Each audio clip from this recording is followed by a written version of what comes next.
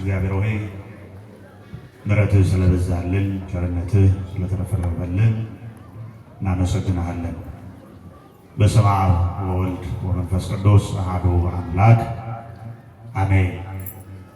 በስመ አብ ወወልድ ወመንፈስ ቅዱስ አሐዱ አምላክ አሜን።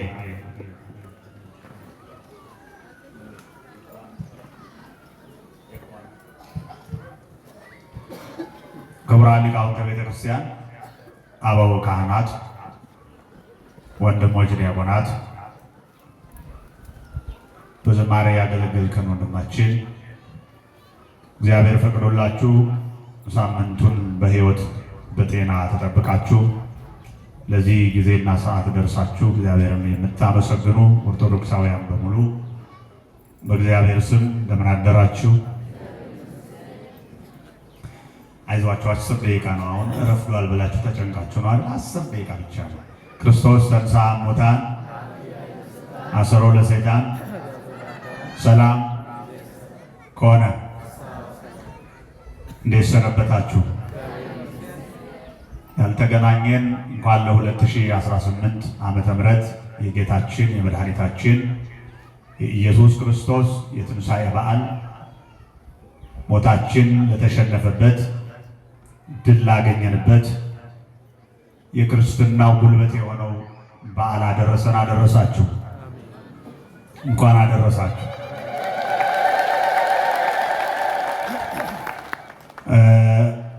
እንደ ዳግም ትንሣኤ ስርዓቱ ሰፋ ያለ ነው። አጭር የምናደርገው እናንተን ጊዜያችሁን ለመቆጠብ ነው። ማለቅ ያለበት 3 ሰዓት ነው። ነገር ግን ከስርዓቱ አንጻር ጥቂት ደቂቃዎች እንደሄዱ ይታየኛል። በጣም ቢበዛ 10 ደቂቃ ነው። ከዚያ በኋላ እጅግ በተወደደው ወንድማችን ዝማሬ መርሃ ግብራችን አጠናቀን ከሌላው ጊዜ ሰዓታችን ብዙ ሳንሄድ መርሃ ግብራችን የምንጨርስ ነው የሚሆነው። እግዚአብሔር ከሁላችን ጋር ይሁን። እጅግ ደስ ብሏችሁ የትንሣኤውን በዓል አክብራችሁ ከጾሙ በኋላ ለመጀመሪያው እሑድ ነው የተገናኘ ነው። ደስ የሚል ፊት ነው የሚታይ። ደስ የሚል ምስጋና ነው ሲቀርብ የነበረው። ጥሩ ነው አይደል? ትንሣኤው ጥሩ አይደል? 55 ቀን የጾመ ክርስቲያን እኮ ልክ ነው። የደስታ ጊዜው ነው። እንኳን ደስ አላችሁ። አመስግኑ በደንብ ይሄን ጌታ። ክብርና ምስጋና ለመድኃኔዓለም ይሁን። ሌላ ጊዜ ሰፋ አድርገን እንማራለን። አሁን ላጭር ደቂቃ የምንማርበት ሰላም ለእናንተ ይሁን የሚል ነው። ይህን ቃል በሉላችሁ። በሉ ሰላም ለእናንተ ይሁን። እስቲ ድገሙት። የማይናገር አይኖር። እስኪ ድገሙት። ይህን ቃል ጌታችንና መድኃኒታችን ኢየሱስ ክርስቶስ የተናገረው ቃል የተናገረው ከትንሣኤው በኋላ አንደኛ በዕለቱ ሞትን ድል አድርጎ በተነሳበት ዕለት የባለፈው እሑድ ቅዱሳን ሐዋርያት አይሁድን ፈርተው ደጅ ዘግተው ተጨንቀውና ተጠበው ብቻቸውን በነበሩበት በተዘጋ ቤት መሃል ተገኝቶ ይህን የሚያረጋጋ ሰላም የሚለውን ድምፅ የናፈቀን ጆሮ እጅግ የሚያስደስት ቃል የተናገረው በዚያ ቀን ነው። ሁለተኛው ደግሞ በዛሬው ዕለት በ8ኛው ቀን ከሳምንቱ በመጀመሪያው ቀን ይለዋል። በዚህ ቀን ደግሞ ለሁለተኛ ጊዜ አሁንም በተዘጋ ቤት ደቀ መዛሙርቱ ተሰብስበው በነበሩበት በመካከላቸው ደጁ ሳይከፈት ተገኝቶ ሰላም ለእናንተ ይሁን ብሎ የተናገረው ቃል ነው። ይህ ሰላም ለሁላችን ይደረግልን። መቼም ክርስቲያኖች እንኳን የሰላሙ ጌታ ኢየሱስ ክርስቶስ ይቅርና ዛሬ ሰው እንኳን ባጠገባችን ሲያልፍ ሰላም ላንተ ይሁን ሲለን ደስ ይለናል። ይሄ ደግሞ በትንሣኤው መነሳቱ የተረጋገጠ አይሁድ ገለው ቀብረው መቃብሩን በትልልቅ ድንጋይ ከድነው አሁን የለም ተቋርጧል፣ ከዚህ በኋላ አናየውም አንሰማውም ብለውት የነበረው ጌታ ስለሆነ ሞትን ድል አድርጎ መነሳቱን ለማረጋገጥ ሰላም ለእናንተ ይሁን ሲል እንሰማለን። የእግዚአብሔር ሰላም ከሁላችን ጋር ይሁን። ታሪኩ እንዲህ ነው። ዛሬ ምንድን ነው የሚባለው? እስኪ ንገሩ፣ ተናገሩ። ምን ትንሣኤ ይባላል? ዳግም ትንሣኤ። ምን ማለት ነው? ጌታ እንደገና ሁለት ጊዜ የተነሳበት ማለት ነው አይደል? ነው አይደል? ነው አይደል? የእናንተ ነገር ጌታ የዛሬ ሳምንትም መቃብር ክፈቱልኝ መግነዝ ፍቱልኝ ሳይል ተነስቷል አይደል? ነው ጋር አሁን እንደገና ተመልሶ ተቀብሮ በዛሬው ዕለት ለሁለተኛ ጊዜ የተነሳበት ቀን ነው አይደል? ተሳሳትኩ ነው አይደለም? ታዲያ ለምን ዳግም ትንሣኤ ትላለህ? እንደዛ ነው አይደል ሰው የሚያስበው። ዳግም ትንሣኤ ሲባል እንዴ ጌታ ሁለተኛ የተነሳበት ነው እንላለን። እንደዛ የሚል ክርስቲያን እንዳይ ነው። ጌታ የተነሳው ስንት ጊዜ ነው? አንድ ጊዜ ነው። ታዲያ ለምን ይሄን ተናገረ? ቅድም በቅዳሴው የተነበበው የዮሐንስ ወንጌል ምዕራፍ 20 ከቁጥር 19 ጀምሮ እስከ መጨረሻው ተነቧል። ባጭር ነው የምናየው። ታሪኩ እንዲሆነ ነው የሚለው መድኃኒታችን ኢየሱስ ክርስቶስ ቅዳሜ ለእሑድ የመጀመሪያው ሳምንት የዛሬ ሳምንት ከሌሊቱ በ9 ሰዓት ሞትን ድል አድርጎ እንደተነሳ ሁላችን እናውቃለን። እና በዚህ በተነሳበት ቀን ቅዱሳን ሐዋርያት መጽሐፍ አስቀድሞ እረኛውን እመታለሁ መንጋው ይበተናሉ ብሎ ነበርና እረኛው የተባለው ክርስቶስ በመስቀል ላይ በአይሁድ እጅ ተሰቅሎ ከሞተ በኋላ ሐዋርያት ከዓርብ ማታ ጀምሮ ተበትነዋል፣ የሉም። አንዳንዶቹ ሰብሰብ ብለው በተዘጋ ቤት አሉ። አንዳንዶቹ ደግሞ ራቅ ብለው ሄደዋል፣ ተስፋ ቆርጠዋል። የኤማውስ መንገደኞች ለዚህ ምስክሮች ናቸው። በትንሣኤው ዕለት ያልነበረው ቶማስ ለዚህ ምስክር ነው። ምናልባትም እዚህ አካባቢ ቢገኙ በክርስቶስ ላይ የጨከኑ ክንዶች ለሐዋርያት እንዳይመለሱ ስለሚያውቁ እንደማይመለሱ ስለሚያውቁ ራቅ ብለው ይሄዱ ነበሩ። ነገር ግን ጌታ የተናገረው ትንቢት አይቀርምና ባናገረው ትንቢት መሰረት በሦስተኛው ቀን በሌሊት ሞትን ድል አድርጎ ተነሳ። የሚገርመው ለምንድን ነው አይሁድ ይህን ሁሉ የጨከኑት? በጣም የሚገርመው በዕለተ ዓርብ በመስቀል ላይ ለመስቀል እንኳ ገርፈው ሰቅለውታል። አይሁድ አንድ ሕግ አላቸው። አንድ ወንጀለኛ ያዝን ሲሉ ከገረፉ አይሰቅሉትም። የሚሰቅሉት ከሆነ ደግሞ አይገርፉትም። አያችሁ፣ የማይሰቅሉት ከሆነ ይገርፉታል፣ ገርፈው ይለቁታል። ይሄ ሕጋቸው ነው። በክርስቶስ ላይ ግን ያልተሻረ የአይሁድ ሕግ የለም። ክርስቶስን 6666 ጊዜ ከጠፍር ጅራፋቸው ጫፍ ላይ የአጥንት ስብርባሪና ምስማር ቀጥለው ጀርባውን ራቁቱን እየገረፉ ከሰውነቱ ላይ ስጋው እየተቦጨቀ እየተነሳ አጥንቱ ሀጫ በረዶ እስኪመስል ድረስ ገርፈውታል። እየቆጠሩ ተሳስተናል እያሉ እንደገና እየመለሱ ነው የገረፉ። ይሄ አይበቃቸው ብሎ ሕግ መጣስ አለብን። በቃ በዚህ ሰው ላይ የምንጥሰው ሕግና የምንፈጽመው ወንጀል ኃጢአት ሆኖ ከተገኘ በእኛ ላይ ብቻ አይደለም፣ በልጆቻችን በልጆቻችን ላይ ሁሉ ኃጢአት ይሆንብናል። የሚገርመው ይህን የተናገሩት ጨካኞቹ አይሁድ ይላሉ ዛሬ ልጆቻቸው ሲወለዱ ደም ጨብጠው ይወለዳሉ። አያችሁ፣ በልጅ ልጆቻችን ይሁንብን ብለው አንድ ሰው ከምድር ላይ ለማጥፋት ሲሉ ከአንደበታቸው የወጣው ክፉ ነገር እስከ ዘር ማንዝራቸው ድረስ ደም እየጨበጡ እንዲወለድ ያደርጋቸው። ገርፈውት እንደገና በእንጨት ላይ ሰቀሉት። አረካ ብለው ማለት ነው። በጣም የሚገርመው ነገር ክርስቶስ ዓላማው ነው። መቼም እንደምታውቁት ሊሞት የሚመጣ ማንም ሰው የለም ማለት በእርግጠኝነት አይ ትሞታለህ ቢባል አይ ልሙት እንጂ የራሱ ጉዳይ መወለድ አለብኝ የሚል ሰው አይኖርም።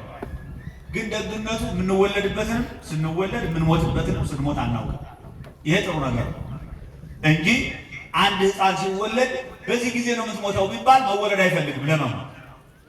ክርስቶስ ግን እንደሚሞት ሞቱን ከሰው ሁሉ የከፋ ሞት እንደሚሆን ሰው እንኳን አይቶ የወደው ዘንድ ደም ግባት የለውም እስኪባል ድረስ ሰውነቱ ተቦጫጭቆ እንደሚሞት ክርስቶስ ያውቃል።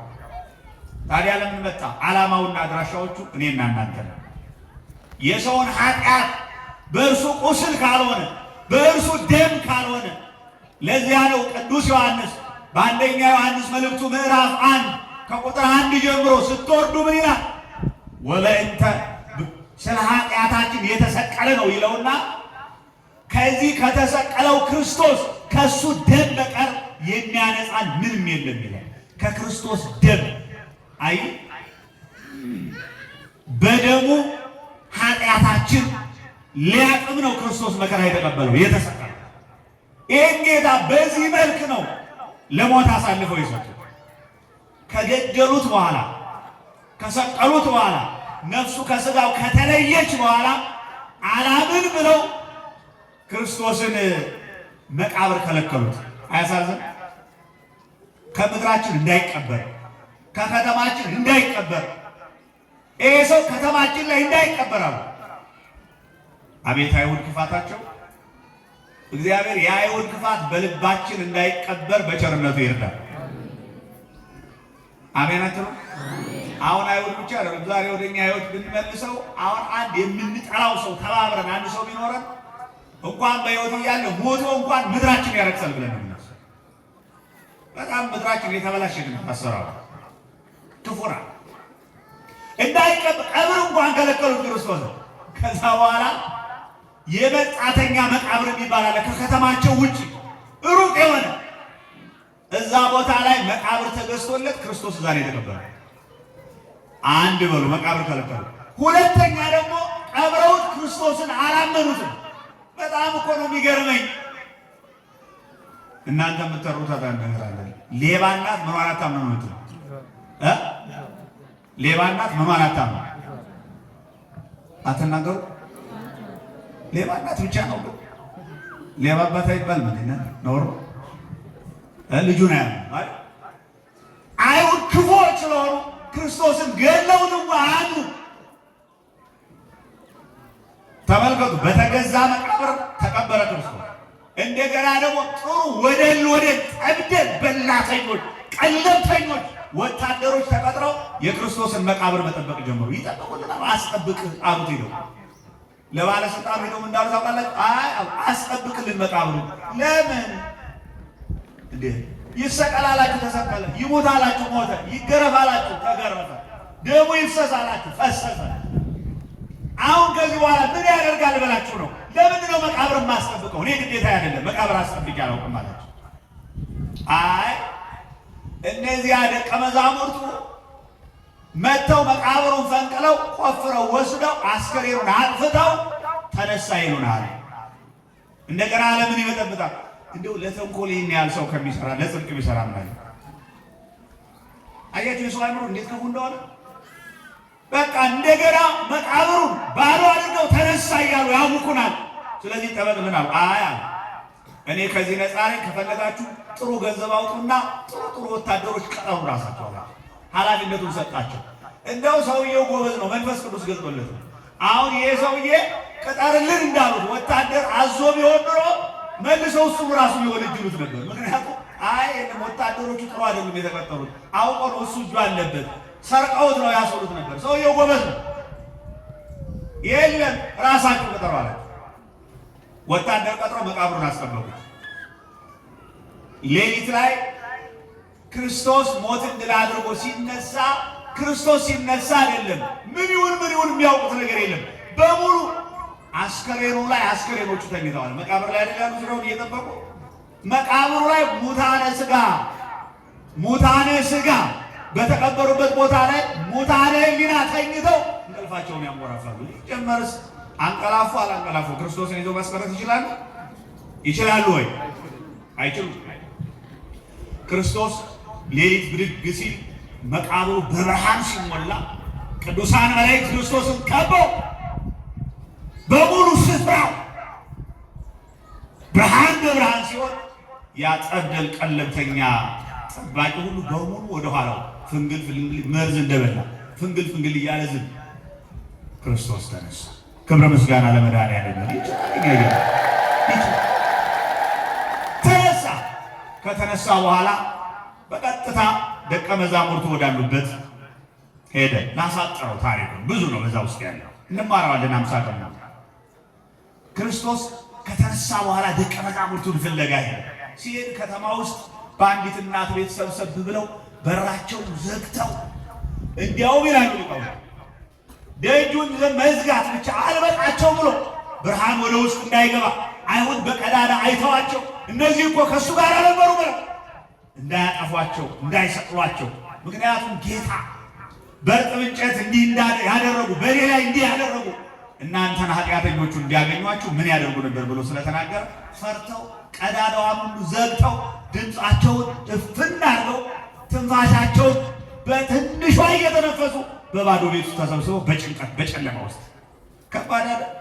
ያን ጭካኔ አይተውታል። በዚያ ውስጥ እያሉ ደጇ አልተከፈተም፣ መስኮቷ አልተከፈተም፣ ብርሃን አልታየም።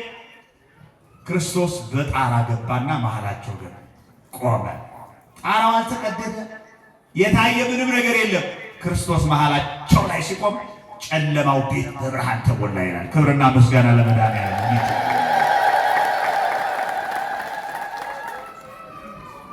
የቤተ ክርስቲያናችን ሊቃውንት ምን አሉ?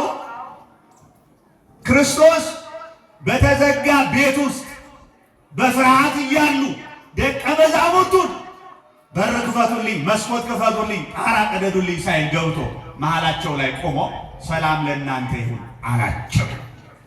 ያን ጊዜ ሰላም ደፍርሶባቸው አይምሯቸው ታውቆ በፍርሃት በችግር በጭንቀት የነበሩት ደቀ መዛሙርቱ ምታት መሰላቸው ይላል። አይገርም? ተጨንቀዴ ነገር እንደው እኮ መከራ እኮ ነው። ምታት መሰላቸው። እውነት ያ ክርስቶስ ነው? እውነት ያ ሁሉ ጅራፍ ያረፈበት፣ ያ ሁሉ ድንጋይ የተገደለበት፣ ያ ሁሉ መከራ የወረደበት ክርስቶስ እንዴት ሊሆን ይችላል? ያን ጊዜ አንደኛ በተዘጋ ቤት ውስጥ ገብቶ መሃላቸው መቆሙ በተዘጋ መቃብር መነሳቱን ሊነግራቸው ነው። ሁለተኛ ክርስቶስ ሰላም ለእናንተ ይሁን ያላቸው ፍርሃታቸውን ሊያስወግድላቸው ነው። በሶስተኛ ደረጃ ምትሃት ነው እንዳይሉ የተቸነከረ እጁን፣ የተወጋ ጎኑን፣ እሾህ የተደፋበትን ራሱን አሳያቸው ይላል። ያን ጊዜ ደቀ መዛሙርቱ ደስ አላቸው ይላል። በዚህ ሰዓት ከደቀ መዛሙርቱ መካከል ቶማስ የሚባለው አልነበረም። ዳግም ትንሣኤ የተባለው ለዚህ ነው። በደንብ ያዙ። ዳግም ትንሣኤ የተባለው ለዚህ ነው። ቶማስ የሚባለው አልነበረም። አሁንም የቤተ ክርስቲያናችን ሊቃውንት ሲተርኩ ምን ይላሉ? ሲተርኩ ቶማስ ፈሪ ሆኖ ነው፣ ርቆ ሄዶ ነበረ። ተጠራጣሪ ስለሆነ ርቆ ሄደ። በጣም ተጨንቆ ነው ተለይቶ ከነሱ ሄደ። ረጅም መንገድ ሄዶ ነበረ፣ ተመልሶ አልተገኘም። በሳምንቱ ቶማስ መጣና ደቀ መዛሙርቱን አገኛቸው። አሁንም በተዘጋ ቤት ሳሉ ቶማስ ቶማስ አሉት ደቀ መዛሙርቱ። አቤት ጌታ እኮ ተነስቷል። ሲተናገሩ ምን ብሏል አሉ? ማን ተነስቷል በሉ? ጌታ ተነስቷል በሉ። መስክሩላት ለዚች ሙት አለ ጌታ ተነስቷል በሉ። ተነስቷል አሉት። ያን ጊዜ ቶማስ አይ የተቸነከረ እጁን የተወጋ ጎኑን ሳላይ እንዴት አድርጌ አምናለሁ አለ። አስቸጋሪ አብሮ የነበረ እኮ ነው። እንግዲህ ከባድ ነው። አሁን ዛሬ ብዙ ልንፈርድ እንችላለን። ሰዎች ለክርስቶስ ብዙ የክርስትና ስም እየሰጡት ይገኛሉ አይደል? ዓለም የፖለቲካ አጀንዳ ባገኘች ቁጥር ዓለማውያን የሆኑ ከእምነት የተለዩ ፖለቲካውን ጭግ አድርገው የራሳቸውን አጀንዳ ይዘው ብቅ ይላሉ።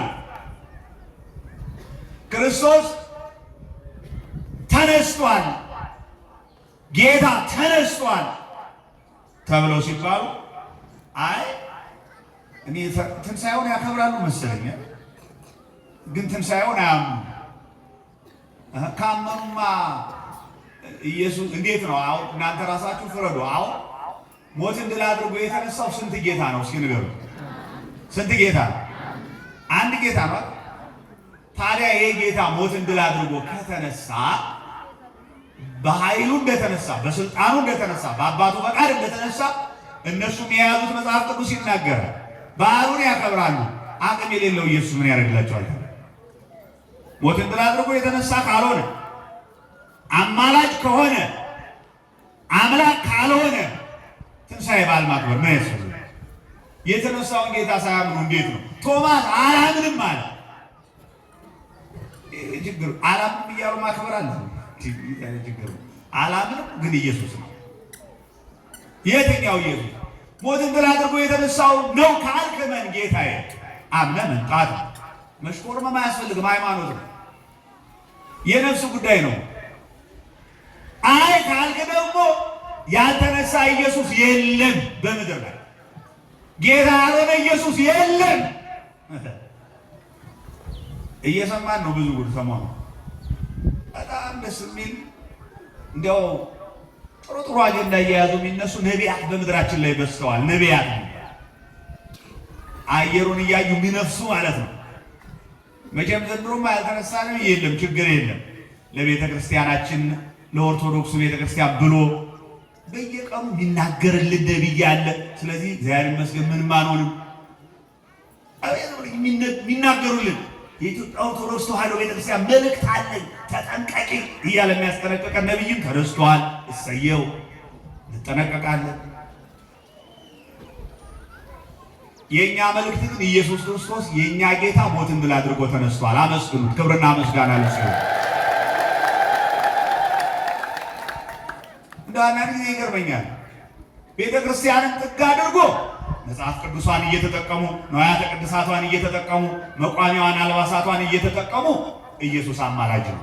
ፖለቲካውን ጥግ አድርጎ የኢትዮጵያ ኦርቶዶክስ ተዋሕዶ ቤተክርስቲያን ተጠንቀቂ። ይሄ እኮ ችግር ነው። ራስን ችሎ አለመቆም፣ የራሱ የሆነ ነገር የሌለው ሰው ሁልጊዜ የሚሆን ላገኘው ነገር ሁሉ ጥገኛ ነው። የኢትዮጵያ ቤተክርስቲያን ግን ጥገኛ አይደለችም። ራሷን ችላ ክርስቶስ ሞትን ድል አድርጎ ተነስቷል ብላ የምታምንና የምትመሰክር ቤተክርስቲያን ናት። ክርስቶስ ሞትን ድል አድርጎ ተነስቷል። ክብርና ምስጋና ለስሙ ይሁን። ቶማስ አላምንም አለ። ተቸገረ። ቶማስ አላምንም አለ። ሐዋርያትን ሲያስቸግር ክርስቶስ ድጋሚ መጣና በመካከላቸው ቆሞ ሰላም ለእናንተ ይሁን አላቸው። በዛሬው ዕለት ለሁለተኛ ጊዜ በተዘጋ ቤት። ያን ጊዜ ቶማስን ቶማስ እመን እንጂ ተጠራጣሪ አትሁን አለው ጌታ። ትናንትና ባለመኖር ፈርተህ ሀገር አቋርጠህ ሄደህ ሌሎቹ ሲያዩኝ አላየህ።